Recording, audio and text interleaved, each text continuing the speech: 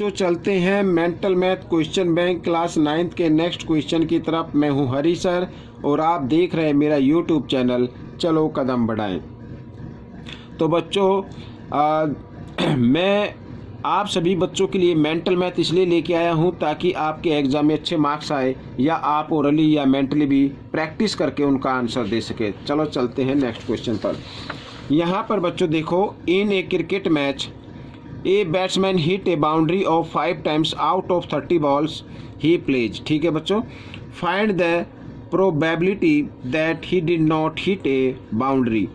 तो बच्चों हमें इस क्वेश्चन को सोल्व करना है और यहाँ पर साफ साफ दिया हुआ है कि एक बैट्समैन ने 30 बॉल में से 5 टाइम्स उसने बाउंड्री को हिट किया, बाकी टाइम्स उसने बाउंड्री को हिट नहीं किया। आइए करना शुरू करते हैं। तो यहाँ पर बच्चों क्वेश्चन नंबर 21 सोल्व। ठीक है बच्चों, सबसे पहले हम लिख लेते हैं टोटल बॉल। टोटल बॉल्स हैं बच्चों 30 और जो हिट किया उसने बाउंड्री वो भी देख लेते हैं। तो हिट की हैं 5। ठीक है, तो नॉट हिट बाउंड्री यहाँ पे शॉर्ट में लिख लेता हूँ। ये हिट है बच्चों, यहाँ पर हिट, नॉट हिट बाउंड्री। तो बच्चों यहाँ पर 30 में से 5 तो उसने कर दी बाउंड्री हिट, बाकी नहीं की। बाकी कितनी नहीं की? 25 बॉल। 25 बॉल को उसने हिट नहीं किया। ठीक है, हमें प्रोबेबिलिटी निकालनी है कि नॉट हिट बाउंड्री। ठीक है बच्चों,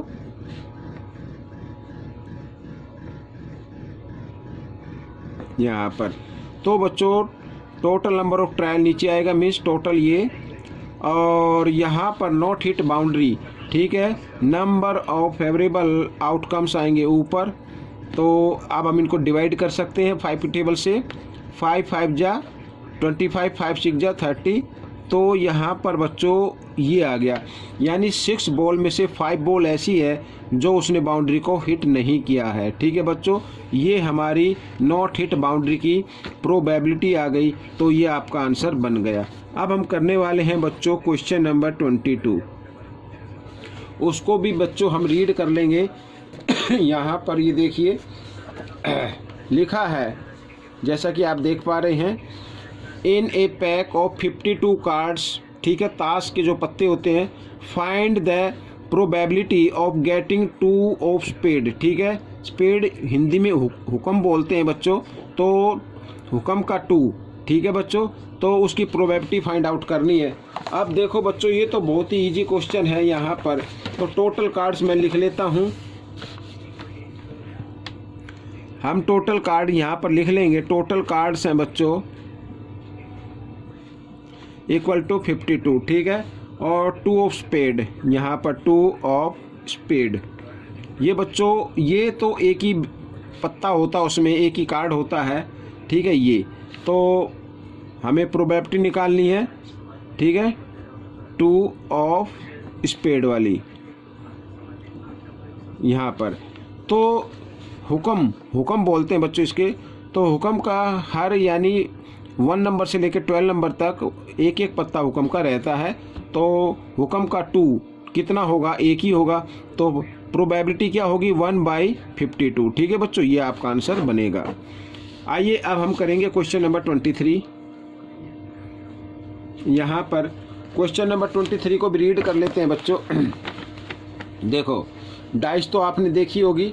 ठीक है, a dice is tossed once, find the probability of getting a number less than 5। ठीक है, 5 से कम नंबर जो आए उसकी प्रोबेबिलिटी फाइंड आउट करनी है। आइए करना शुरू करते हैं। तो बच्चों इसको मैं यहाँ पर बताता हूँ। टोटल नंबर उसमें कितने होते हैं बच्चों?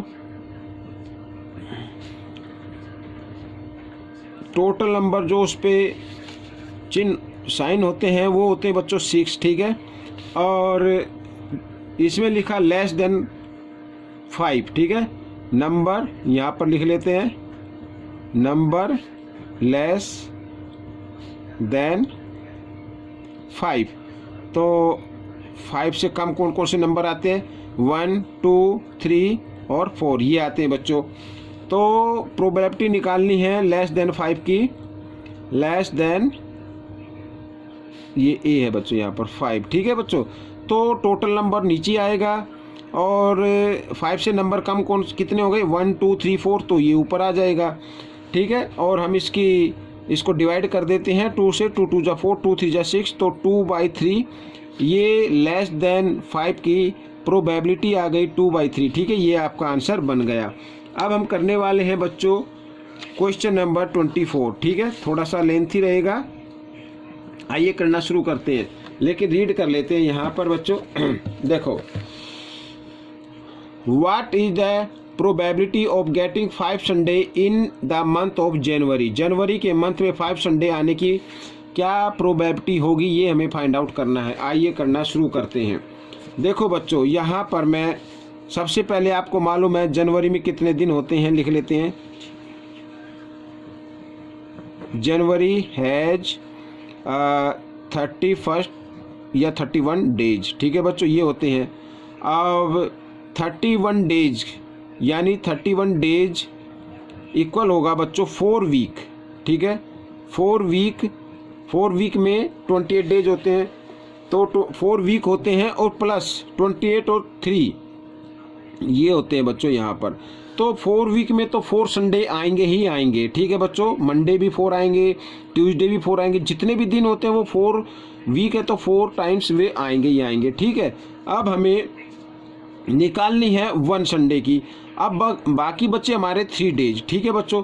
अब 3 डेज में यहाँ पर मान लीजिए 3 डेज में जो कंटिन्यू नंबर आ सकते हैं वो आ सकते हैं। मान लीजिए पहले तो आएगा संडे, शॉर्ट में लिख रहा हूँ मैं, दूसरा आ सकता है मंडे यहाँ पर, ठीक है, फिर आ सकता है ट्यूसडे।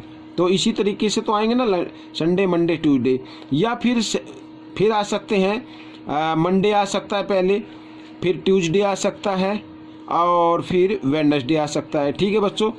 यहाँ पर 3 में फिर पहले ट्यूसडे आ सकता है और फिर वेडनेसडे आ सकता है और फिर थर्सडे आ सकता है बच्चों यहाँ पर, ठीक है। इस तरीके से शॉर्ट में लिख रहा हूँ।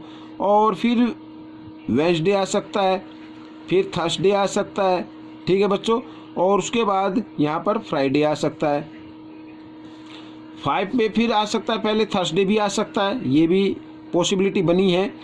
थर्सडे के बाद फ्राइडे आ सकता है बच्चों और फिर सैटरडे आ सकता है, ठीक है बच्चों।